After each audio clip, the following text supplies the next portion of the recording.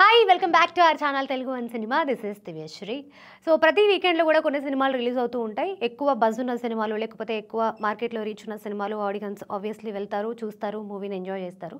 But కొన్ని సినిమాలు buzz తక్కువ ఉంటాయి, థియేటర్లో రిలీజ్ అయ్యాక ఒక మార్క్ని సెట్ చేస్తాయి కదా. సో అలాంటి సినిమానే నేను ఒకటి చూశాను నిన్న. యాక్చువల్లీ ఇది ఆగస్ట్ 28న రిలీజ్ అయింది. లేట్ రివ్యూ, బట్ స్టిల్ ఈ మూవీ గురించి రివ్యూ ఇవ్వాలనిపించేస్తున్నాను. సో కొత్తలో ఒక చాప్టర్ 1 చాలా ఇంట్రెస్టింగ్గా సాగింది సినిమా అంతా కూడా.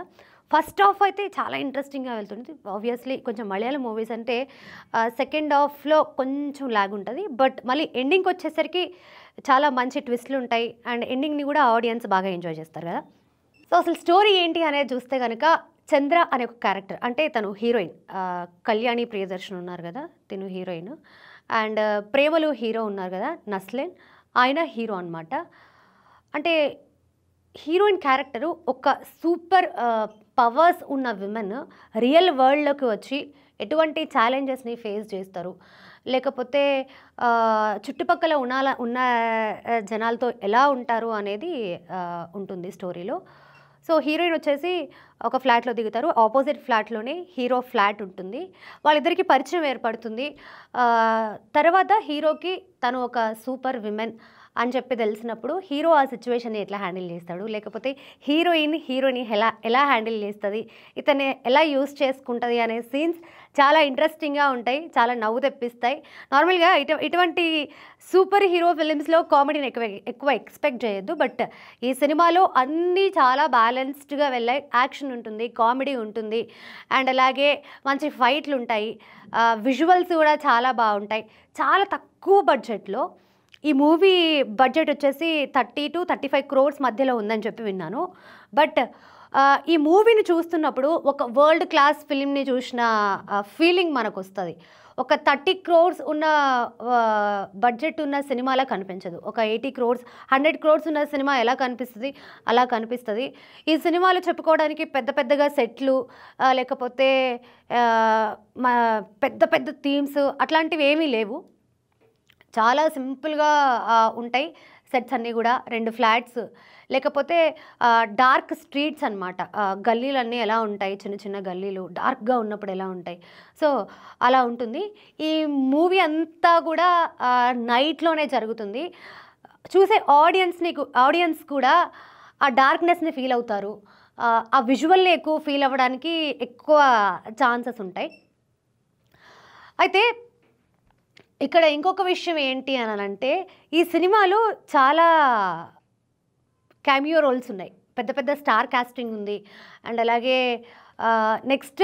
నెక్స్ట్ చాప్టర్లో మనం ఎవరెవరిని చూడబోతున్నాము, ఎటువంటి స్టార్స్ని చూడబోతున్నాము అనేది కూడా వాళ్ళ గురించి కొంత క్యారెక్టర్ని పరిచయం చేసి నెక్స్ట్ చాప్టర్లో వీళ్ళని ఎక్స్పెక్ట్ చేయొచ్చు అని చెప్పడానికి మనకు ఉంటుంది. మంచి స్టార్ కాస్టింగ్ ఉంది. అండ్ అలాగే హీరోయిన్కి ఒక ఫ్లాష్ బ్యాక్ ఉంటుంది. తను అసలు సూపర్ విమెన్ ఎలా అయ్యారు, తన ఫ్లాష్ బ్యాక్ ఏంటి, తను ఈ వరల్డ్కి ఎలా వచ్చారు, తను ఎన్ని సంవత్సరాల నుంచి, కొన్ని వందల సంవత్సరాల నుంచి హీరోయిన్ బ్రతుకుంటుంది, అది ఎలా పాసిబుల్, ఇలాంటివన్నీ కూడా చూపిస్తారు స్టోరీలో. చాలా ఇంట్రెస్టింగ్గా వెళ్తూ ఉంటుంది స్టోరీ. అండ్ ఎండింగ్ కూడా చాలా మంచి ఎండింగ్ ఇచ్చారు. సెకండ్ హాఫ్ కొంచెం ఫైట్స్ ఎక్కువైపోయి లాగ్ అనిపించినా కూడా మనకి ఎండింగ్ వచ్చేసరికి ఆ స్టార్ కాస్టింగ్ ఎవరెవరైతే నెక్స్ట్ వాళ్ళ క్యారెక్టర్స్ ఎలా ఉంటాయి అని చూపించే టైంకి ఆడియన్స్ ఆ ఎగ్జైట్మెంట్ని క్యారీ చేస్తారనమాట. అరే ఈ హీరో ఉన్నారా, లేకపోతే ఇతను ఉన్నారా, ఓ ఇతను ఆ సినిమాలో చూసాం కదా అన్న ఎగ్జైట్మెంట్ ఎట్లా ఉంటుంది ఆడియన్స్కి, ఖచ్చితంగా ఆ ఎగ్జైట్మెంట్ ఉంటుంది. అండ్ ఇందులో ఒక విలన్ రోల్ ఉంటుంది. ఆ విలన్ రోల్కి ఇచ్చిన బీజిఎం అయితే నేను తర్వాత చాలాసార్లు వెతికాను, బట్ అది నాకు దొరకలేదు.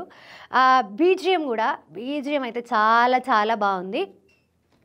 సో బీజిఎం ఇచ్చింది ఎవరంటే, సో ఈ మూవీ డైరెక్టర్ వచ్చేసి డైనామిక్ అరుణ్, అండ్ తెలుసు మనందరికీ. సో ప్రొడ్యూసర్ వచ్చేసి దుల్కర్ సల్మాన్, ఇంకా టోవినో థామస్. ఈయన మలయాళంలో చాలా ఫేమస్ యాక్టర్. ఆయనకి కూడా ఒక మంచి క్యారెక్టర్ ఇచ్చారు. ఆయనను కూడా మనము పార్ట్ 2లో ఎక్స్పెక్ట్ చేయొచ్చు.